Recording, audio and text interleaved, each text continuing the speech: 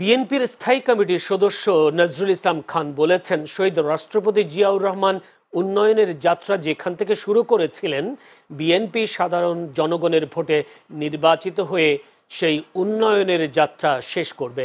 আজ সকালে Kakrail institution of diploma engineers মিলনায়তনে ঐতিহাসিক জাতীয় বিপ্লব ও সংহতি দিবস উপলক্ষে শ্রমিক দলের আয়োজনে এক আলোচনা সভায় প্রধান অতিথির বক্তব্যে তিনি এসব কথা বলেন। এ সময় শ্রমিক দলের সভাপতি আনোয়ার হোসেনের সভাপতিত্বে প্রধান বক্তা ছিলেন বিএনপি চেয়ারপারসনের বিশেষ সহকারী অ্যাডভোকেট শামসুর রহমান শিমুল বিশ্বাস ও বিশেষ অতিথি ছিলেন স্থায়ী কমিটির সদস্য ডাক্তার AZM জাহিদ হোসেন।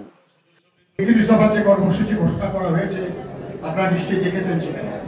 সেখানে সব শ্রেণী পেশার মানুষের কথা বলা আছে, শ্রমিকদের কথা বিশেষ করে বলা আছে।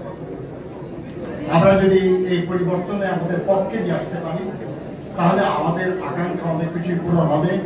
যেখানে শহীদ যা শুরু করেছিলেন, আমরা সেগুলো শেষ করার চেষ্টা করতে